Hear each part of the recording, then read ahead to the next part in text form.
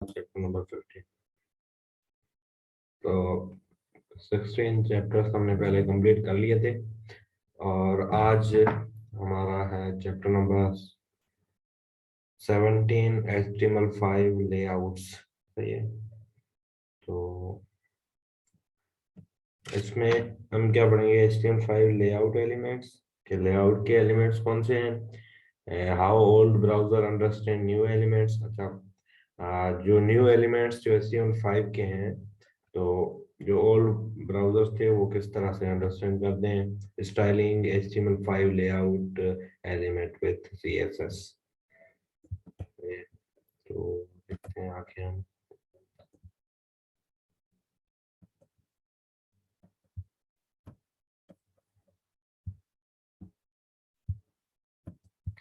New HTML5 layout. सही है। अच्छा,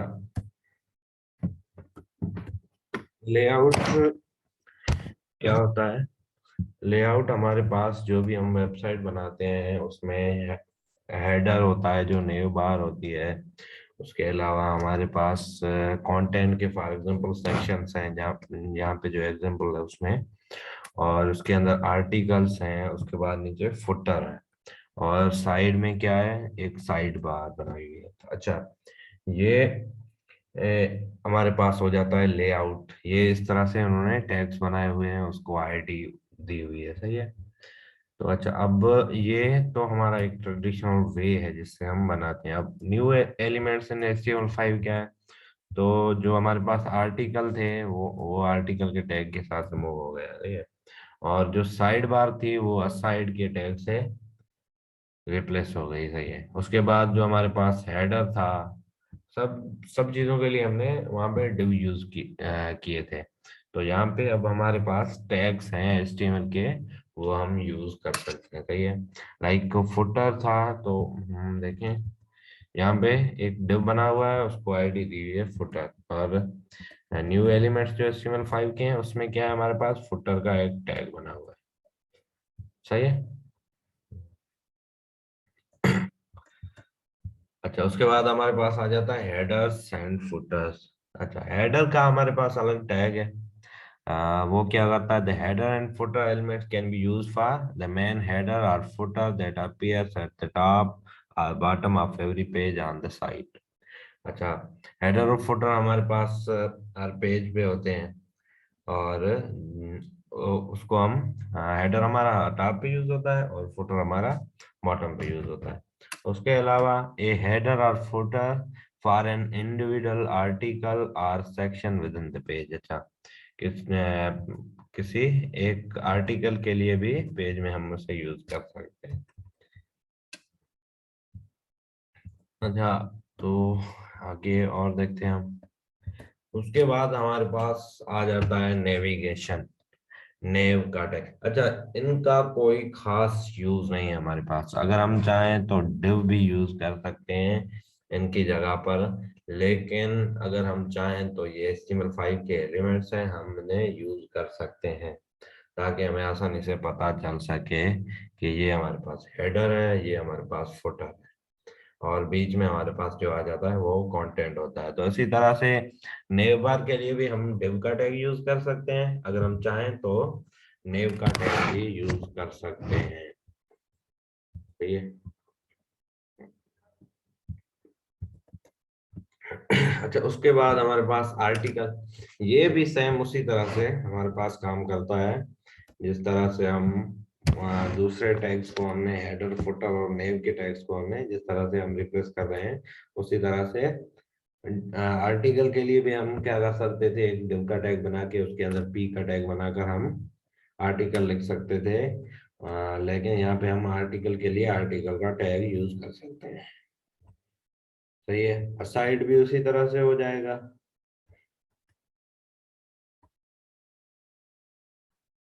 उसके अलावा हमारे पास आ जाता है सेक्शन।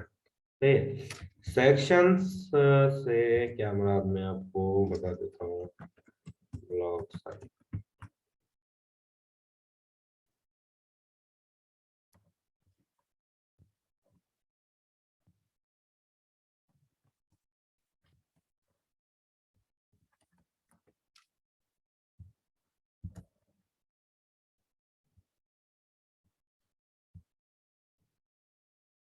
अच्छा, तो ये हम देख सकते हैं, ये हमारे पास क्या आ गया है, ये सारा हेडर है, उसके अंदर ये नेव बार बनी हुई है, ये भी नेव बार है, इसमें दो नेव बार बनी हुई है। उसके अलावा अगर हम देखें तो ये हमारे पास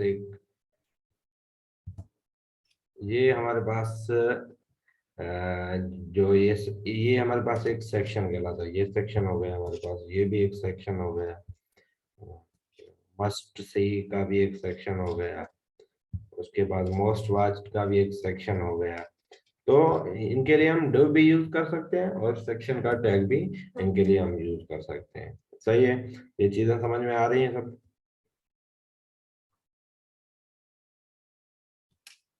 हेलो।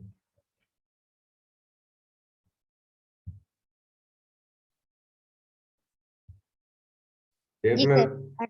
ओके ओके, सही है। अच्छा, उसके बाद हमारे पास आ जाते हैं हेडिंग ग्रुप्स।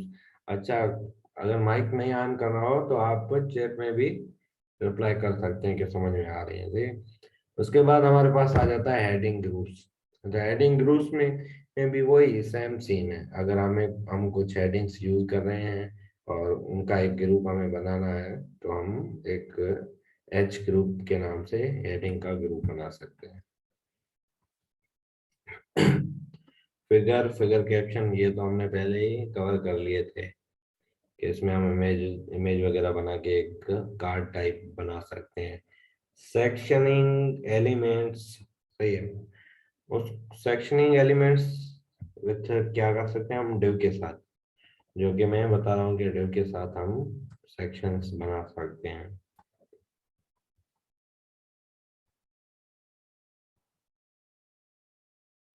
अच्छा, linking around block level elements. अच्छा, इसमें क्या होता है कि जैसे ये एक ये एक हमारे पास टैग कोई बना हुआ है, सॉरी टैग नहीं, एक कार्ड बना हुआ है। तो इस कार्ड पे जैसे ही हम क्लिक करेंगे तो ये पूरी जो न्यूज़ है वो ओपन हो जाएगी। तो ये क्या होगा, ये इस तरह से हमारे पास एक कार्ड बना हुआ है और उसको एक टैग के अंदर उसको इंक्लूड, जो सब जो कंटेंट है वो एक टैग के अंदर इंक्लूड किया हुआ है। तो जैसे ही हम उस कार्ड पे क्लिक करते हैं तो वो हमारे पास चला जाता है, जो लिंक हम उसको असाइन करते हैं, वो जो लिंक टारगेट करना चाहते हैं हम, तो उस लिंक पे चला जाता है। सही है।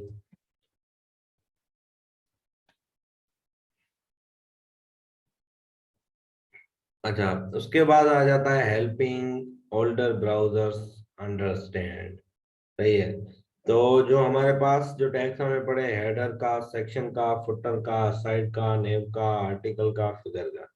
अच्छा, तो ओल्ड ब्राउजर्स में उनको पता नहीं है, जो ये नए ब्राउजर्स जो आते जाते हैं उसमें फीचर्स ऐड होते जाते हैं कि HTML में ये चीजें ऐड हुई हैं, तो वो अंडरस्टैंड कर लेता है। अगर पुराने ब्राउजर्स में वो हो सकता है इनको क्या कर देगा कि ये इनलाइन एलिमेंट्स काउंट कर लेगा। तो उसके लिए हम क्या करेंगे, ये सब टैग CSS में इनको कॉल करवा के और उस पे हम क्या कर देंगे, डिस्प्ले ब्लॉक करवा देंगे। तो ये हमारे पास ब्राउजर अंडरस्टैंड कर लेगा कि ये एक ब्लॉक एलिमेंट हमने बनाया। सही है, तो ये हमारे पास एग्जाम्पल था HTML5 के लेआउट का।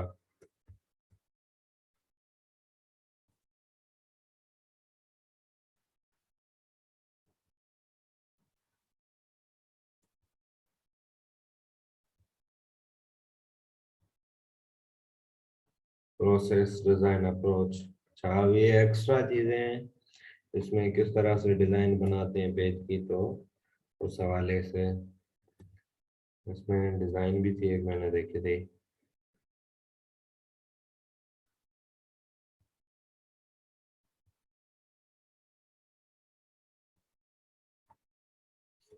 अच्छा, ये क्या एग्जाम्पल साइट मैप। तो जो भी चीज कोई बनाते हैं तो उसका एक डायग्राम बनता है हमारे पास पहले, उसके बाद हम उसको यूज करते हुए बाकी चीजें बनाते हैं। जिस तरह से ये पहले होम है मेन, और उसके बाद होम के अंदर about, article, visit, shop, contact. अच्छा, अबाउट के अंदर हिस्ट्री है, फाउंडेशन, और फ्यूचर प्लान्स, आर्टिकल में news, book reviews, press, interviews. इस तरह से ये एक वेबसाइट है, ये आपके लिए एक टास्क है। आपको इस तरह की एक वेबसाइट बनानी है जिसमें ये सारे चीज, जो भी चीजें हैं वो ये सब इंक्लूड होनी चाहिए, सही है। उसके अलावा आगे देखते हैं।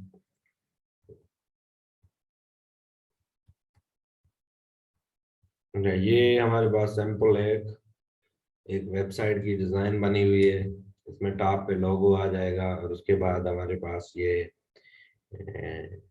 नेव बार आ जाएगी। उसके बाद एक प्रोडक्ट ग्राफी, फोटोग्राफी मतलब प्रोडक्ट की फोटो आ जाएगी, उसकी डिस्क्रिप्शन आ जाएगी, बाय का बटन आ जाएगा। उसके बाद हमारे पास न्यूज है, टेस्टिमोनियल्स, सेल, अच्छा वो कॉपीराइट नोटिस।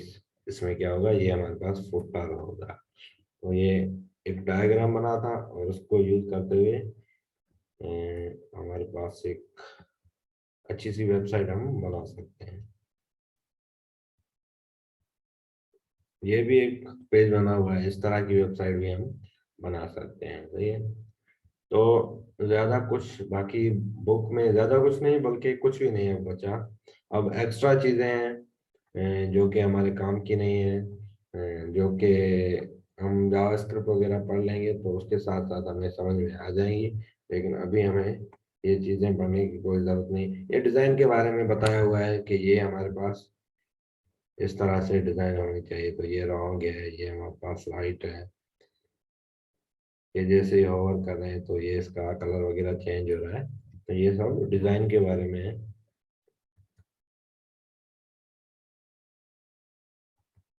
प्रैक्टिकल इंफॉर्मेशन, अच्छा, ये प्रैक्टिकल इंफॉर्मेशन है, search engine optimisation using analytics to understand visitors putting your site on web page. अच्छा, ये साइट की हमारे पास भी बना लेंगे, उसकी डिप्लॉयमेंट, उसकी एसईओ के साइट किस तरह से रैंक करेगी, और एनालिटिक्स वगैरह के कितने यूजर्स वगैरह आ रहे हैं। तो ये सब चीजें हमारे काम की नहीं है, तो हम इनको कवर नहीं करेंगे, सही है। तो हमारा काम अभी सिर्फ फ्रंट एंड डेवलपमेंट है, तो हम उन चीज़ों पे ज़्यादा ध्यान देंगे, सही है। तो बुक हमारे पास ऑलमोस्ट कंप्लीट हो गया है, लेकिन अब एक्स्ट्रा चीज़ें हैं, बहुत सी हैं जो कि हमें अब पढ़नी है, जिसमें मेन हमारे पास आ जाती है कि हम किस तरह से वेबसाइट को रेस्पॉन्सिव कर सकते हैं। तो वो हमारे पास आ जाता है फ्लैक्स, ठीक है।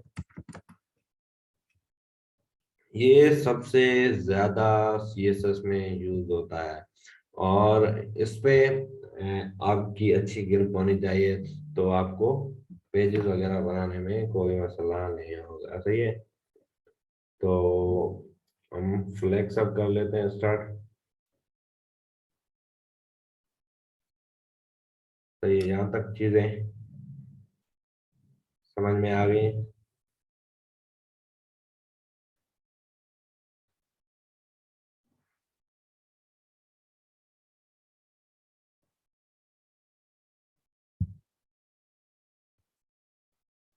ओके,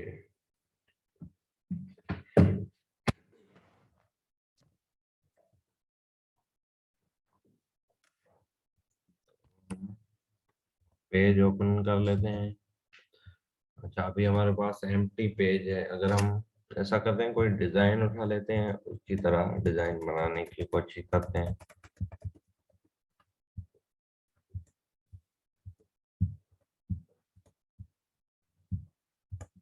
अच्छा, सबसे पहले हम क्या करते हैं, कोड वाली स्क्रीन दिखाई दे रही है आपको, सही है। तो सबसे पहले हम क्या करते हैं, एक डिव लेते हैं, उसके अंदर हम कार्ड बना लेते हैं, सही है। तो सबका क्वेश्चन था कि हम अगर कार्ड वगैरह कुछ बनाते हैं तो एक दूसरे के वो नीचे आते जाते हैं। अगर हमें एक लाइन में कार्ड शो करवाने हो, तीन चार पांच, तो हम वो किस तरह से शो करवा सकते हैं। तो ये सब चीजें होगी हमारी फ्लैक्स में कवर। तो आप लाइव क्लास रहे हैं तो आपको ज्यादा समझ में सही आएगा। आप क्वेश्चन भी पूछ लीजिएगा बीच में, अगर किसी को समझ में ना आए तो ये हेडिंग और उसके बाद ई का टैग लेते हैं पैराग्राफ, और उसको हम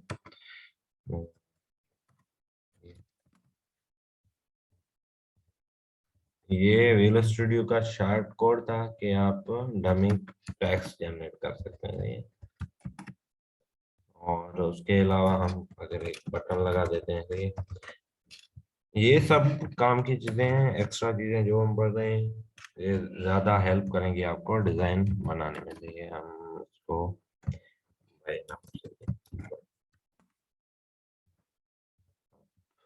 देखते हैं। तो ये हमारे पास एक कार्ड आ गया है, लेकिन हमारे पास क्या है, हमने डिव यूज किया है तो ब्लॉक एलिमेंट है, तो वो पूरा एरिया कवर कर रहा है। देखते हैं। तो ये अब हमारे पास 3 कार्ड हुए।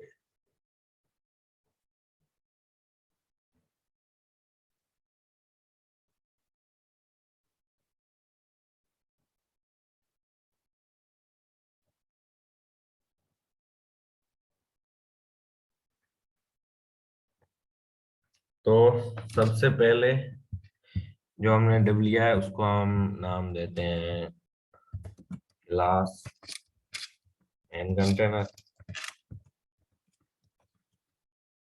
बाकी जो है उनको हम नाम दे देते हैं क्लास।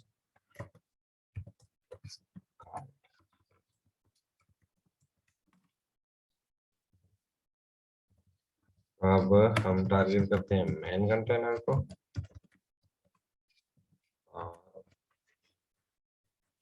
अब हमारे पास आ जाता है कि डिस्प्ले आपको किस तरह से करने हैं, तो हमारे पास आ जाता है डिस्प्ले फ्लैक्स। तो ये कार्ड हमारे आ गए हैं एक लाइन में, सही। अच्छा, हम W3 से भी डिस्प्ले फ्लैक्स प्रॉपर्टी ओपन कर लें तो हमें सही समझ में आ जाएगा। प्रैक्टिकल भी साथ में हम करेंगे और यहाँ से देखेंगे भी। सही है। फ्लैक्स से क्या करता है कि जिस तरह से ये कार्ड बने हुए हैं, तो ये सब एक लाइन में आ गए हैं हमारे पास। हमने इसको कर दिया डिस्प्ले फ्लैक्स, तो हमारे पास ये कार्ड तीनों एक लाइन में आ गए हैं। तो ये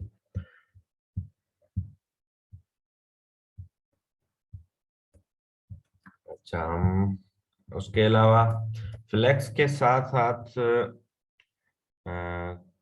कुछ प्रॉपर्टीज यूज होती हैं। अगर हम उनमें हेडिंग 1 कर दें, हेडिंग 2 कर दें, 3 कर दें। अच्छा, इसके अंदर हम कंटेंट थोड़ा सा कम कर देते हैं, और के अंदर थोड़ा सा ज्यादा ज्यादा कंटेंट कर देते हैं। एक लाइन को हम कॉपी पेस्ट कर देते हैं, जाते हैं।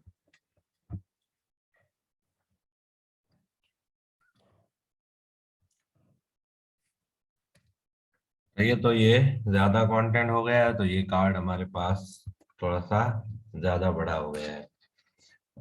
और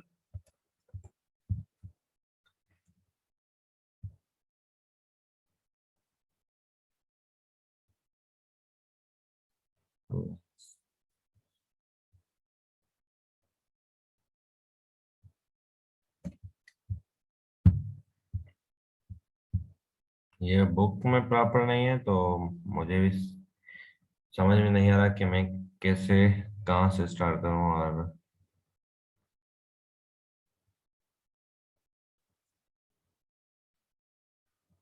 अच्छा, तो ये फ्लेक्स के बाद हम देख लेते हैं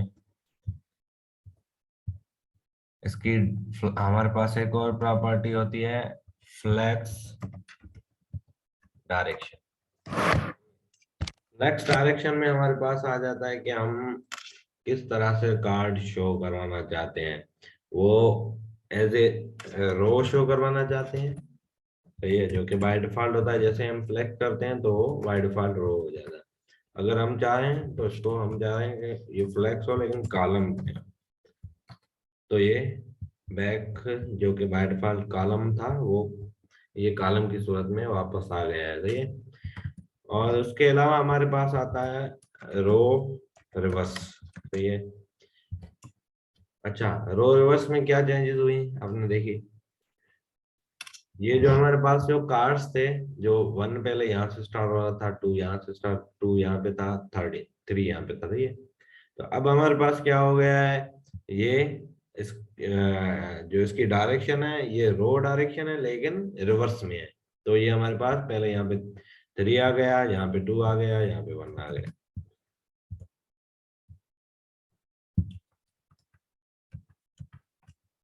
अच्छा, यहाँ पे हम इनको कलर वगैरह दे देते हैं ताकि हमें थोड़ा सा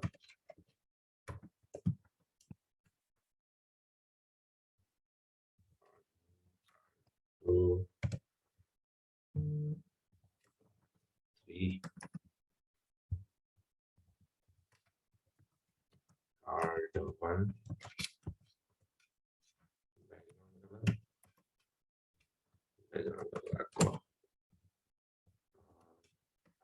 कार्ड टू, बैकग्राउंड कलर।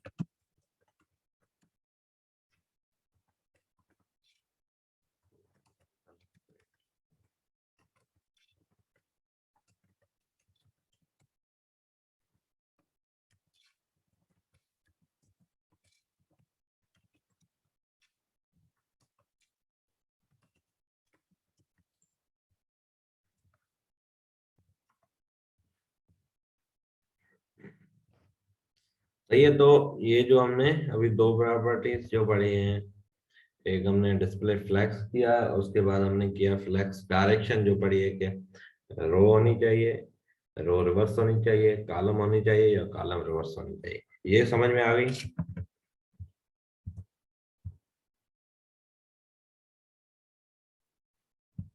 अच्छा, कॉलम रिवर्स हमने नहीं पढ़ा था, ठीक है, हम करते हैं कॉलम रिवर्स, रिफ्रेश करते हैं। तो ये थर्ड वन हमारे पास टॉप पे आ गए हैं, उसके बाद हमारे पास सेकंड और उसके बाद फर्स्ट आया। ये समझ में आ गई सबको।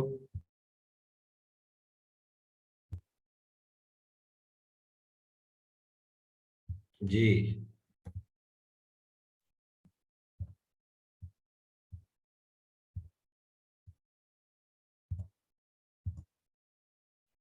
हमें सही एक रिप्लाई आ गया है कि समझ में आ गई, तो सही है।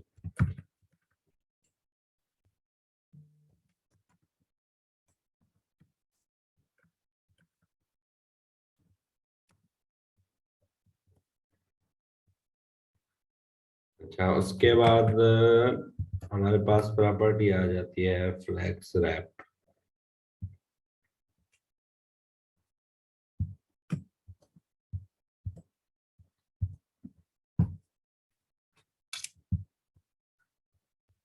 फ्लेक्स रैप में हमारे पास होता है रैप और नो रैप।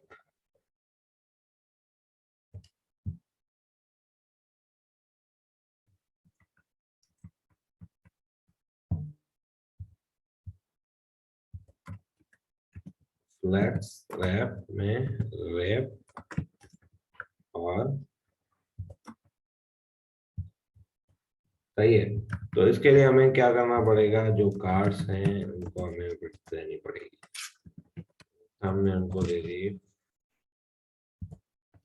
100 px, सही है। तो अब हम देख सकते हैं, जैसे ही हम अगर इसकी स्क्रीन कर देते हैं मोबाइल,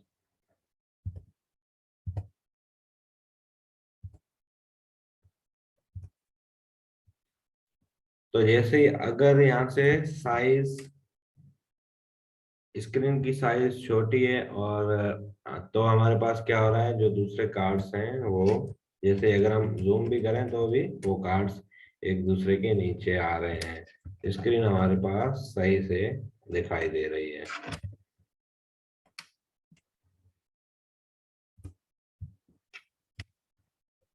अगर हमारे पास इसको नो रैप कर देंगे तो अब हमारे पास क्या होगा, ये देखें, इसके हमारी कार्ड्स हमारे इस तरह से हो जाएंगे, सही है। जैसे हम उसको फ्लैक्स रैप करेंगे तो हमारे पास वो रेस्पॉन्सिव कार्ड्स हो जाएंगे। जैसे स्क्रीन की साइज ज्यादा होगी तो वो हमारे पास कार्ड्स एक दूसरे के नीचे कॉलम में शो हो जाएंगे। सही है। और उसके अलावा हम देखते हैं,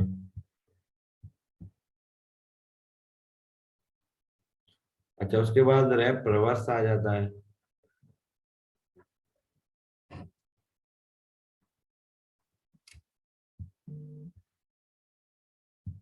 तो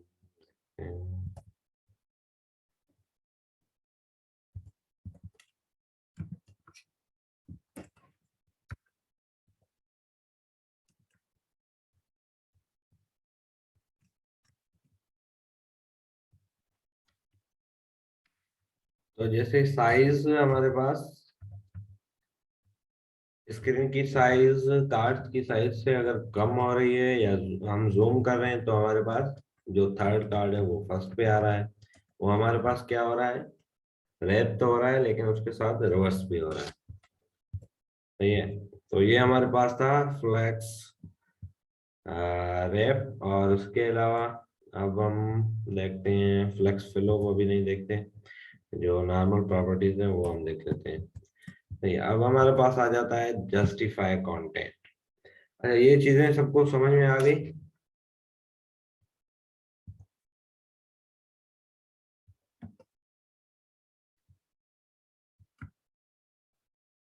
ठीक, तो अब हम देखते हैं जस्टिफाई कंटेंट।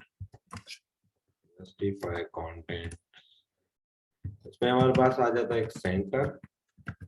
अगर हम इसको कर देते हैं सेंटर, तो ये कार्ड हमारे जूम आउट कर लें या जूम इन कर लें, ये कार्ड हमारे सेंटर में हो गए हैं। सही है। ओके सही है। उसके अलावा हमारे पास आ जाता है फ्लैक्स एंड। तो ये कार्ड हमारे एंड में शो हो रहे हैं। सही है। और इसकी प्रॉपर्टीज हम देख लेते हैं, और कौन कौन सी प्रॉपर्टीज हैं जस्टिफाई कंटेंट सेंटर। अच्छा, एक और हमारे पास प्रॉपर्टी होती है इसकी फ्लैक्स स्टार्ट। ये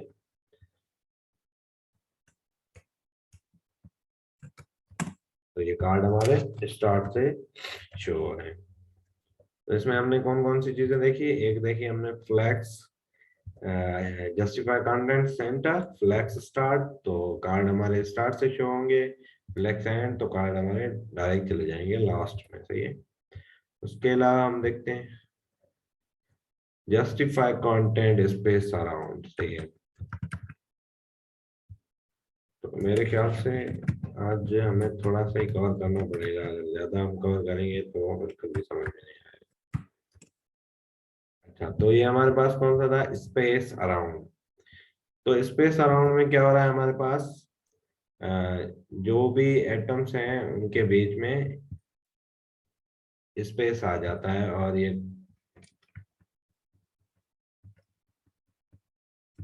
सही है, ये हमारे पास एक तरह से स्पेस आ जाता है उन कार्ड्स के बीच में, और वो सेंटर में हो जाते हैं। सही है।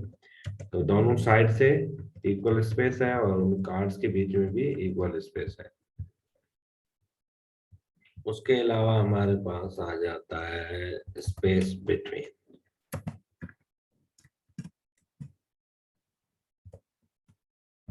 तो स्पेस बिटवीन में क्या हो रहा है, जो साइड से स्पेस है हमारे पास वो नहीं आ रहा है, और जो सिर्फ कार्ड्स के बीच में स्पेस हमारे पास आ रहा है। ठीक है।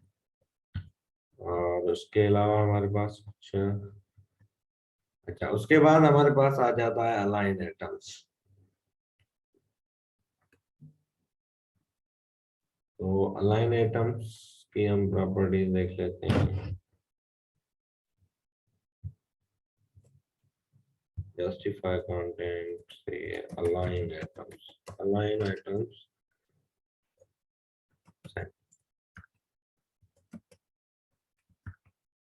ये तो एक मिनट, हम कंटेंट का जो है मिडिल का पीएम कर देते हैं गायब, और यहाँ से हम अलाइन एटम्स नहीं लगाते। ठीक है।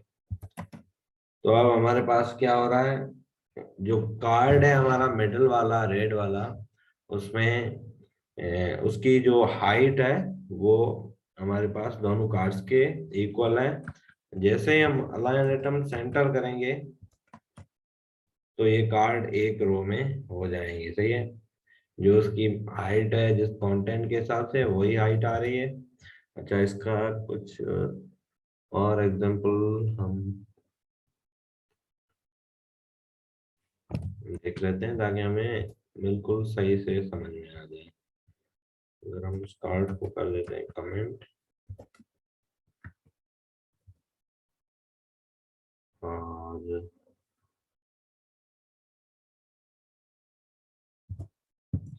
हम कुछ और ट्राई करते हैं, टैग डाल लेते हैं, हमारे आइटम्स को कर देते हैं कमेंट।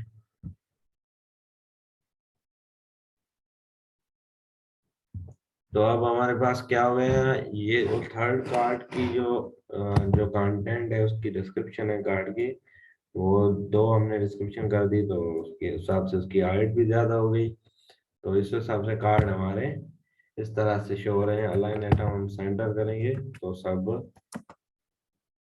इस तरह से सही से शो हो जाएंगे जी। अच्छा, इसका कोई और एग्जांपल हम देख लें। अगर यहाँ पे हम बना लेते हैं एक नया बार बना लेते हैं ये div, div के अंदर हम बना लेते हैं यूएल, के अंदर हम बना लेते हैं एल आई,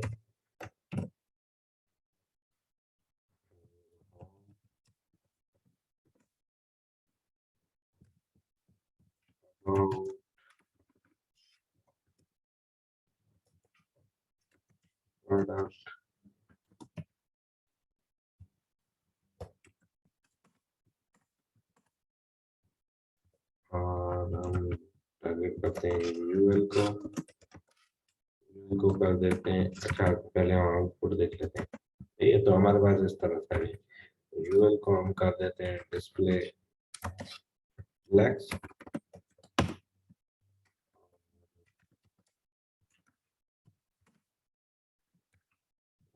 लिस्ट स्टार हमने पढ़ा था, लिस्ट स्टार हम कर देते हैं ना।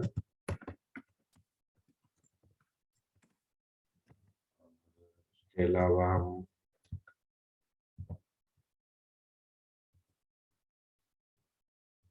अच्छा, हमने इनलाइन सीएसएस पढ़ी थी तो यहाँ पे हम डायरेक्ट इनलाइन सीएसएस लगा देते हैं। और फॉन्ट साइज या हम इसके अंदर H1 यूज कर लेते हैं। ये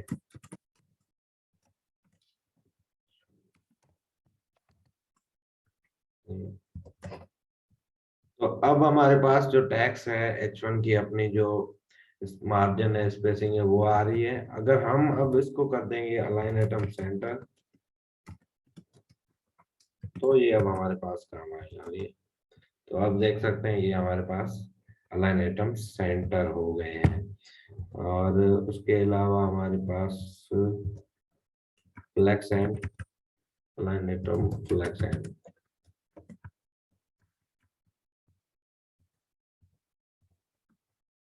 तो ये हमारे पास बॉटम पे आ गए। Flex start,